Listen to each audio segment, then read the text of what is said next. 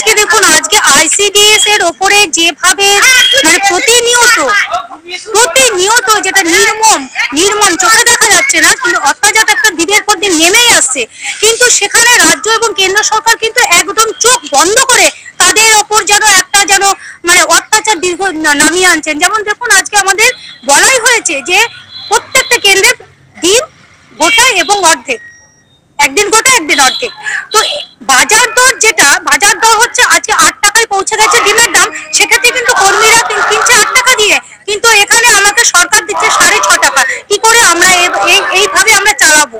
তারপরে দেখুন, এই একটা অত্যাচার গেল, আবার দ্বিতীয় দিন দেখুন আমাদের কিন্তু সবজি জ্বালানি কিন্তু সেইভাবে আমাদের দেয় না। জ্বালানি হচ্ছে প্রতিনিয়ত বরাদ্দ হচ্ছে, যেমন 13 টাকা, 18 টাকা এবং হচ্ছে 23 টাকা। এই সামান্য জ্বালানিতে কিন্তু আজকের যুগে 55, 60, 70, 100 জনের রান্না কিছুতেই নামে না। সরকার কিন্তু কোনো দিন একটু কর্ণপাত করছেন না।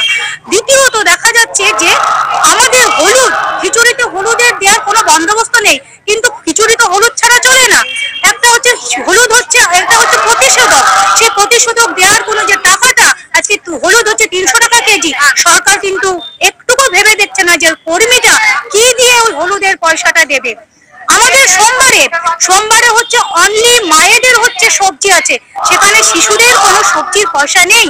তাহলে এই ন্যূনতম সবজিতে একটা সেন্টার কি করে চালানো যায়? আমরা বলবো কেন্দ্র এবং রাজ্য সরকারকে বলবো যে এইটা সরকার অন্তত ভাবুন যে কিভাবে শিশু পুষ্টি কিভাবে বাড়ানো যায়।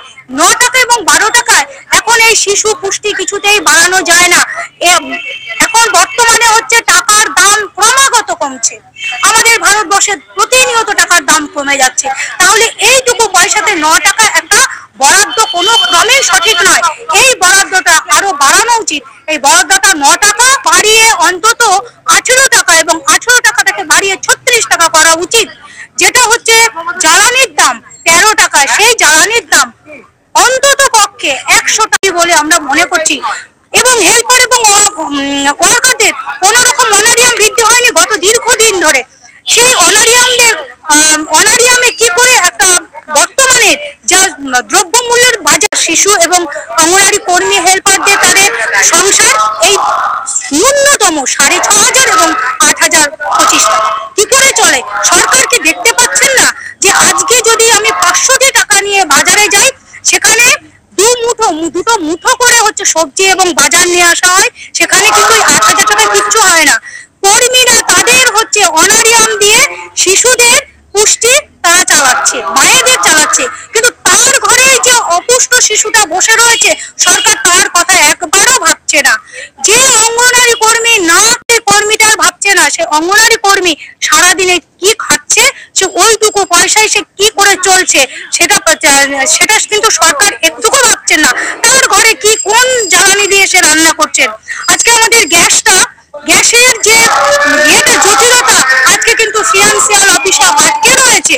সেই গ্যাসের জটিলতাও সরকার এক ফোঁটা দেখছেন না যে কর্মীরা কি করে একটা সেন্টার চালাচ্ছে। বেশিরভাগ সেন্টার এখনো পর্যন্ত খোলা ছাদের তলায় এবং গাছতলাতে সেন্টারগুলো চলছে। এগুলো প্রধানমন্ত্রী এবং রাজ্য সরকার মুখ্যমন্ত্রীকে অনুরোধ করব যে আপনারা দেখুন আইসিডিএস দপ্তরে এবং আইসিডিএস এর যে কেন্দ্রগুলো চলছে খোলা ছাদের তলায়, যেখানে আমরা এখনকার এই একবিংশ শতাব্দীতে কোনো বাচ্চা কারেন্ট ছাড়া চলতে পারে না। এখনো পর্যন্ত কোনো আইসিডিএস সেন্টারে কোনো বিদ্যুতায়ন নেই। কি করে এত তীব্র গরমে একটা শিশু এবং সেই অঙ্গনওয়াড়ি কর্মী হেল্পার কি করে ওই পঠন পাঠনের কাজ করে এবং হেল্পার ওই শিশুটি কি করে সঠিকভাবে যে তার পরিষেবাটা সঠিক হয় এবং কি করে সে শিক্ষা লাভটা করে। এটা কিন্তু আমি বলবো সরকার এটা প্রতিনিয়ত অত্যাচার চালাচ্ছে, এটা অত্যাচার নির্মমভাবে অত্যাচার করছে এবং অঙ্গনওয়াড়ি কর্মীদের প্রতিনিয়ত কাজের যে ফিরিস্তি দীর্ঘদিন ধরে বেড়েই যাচ্ছে। 12খানা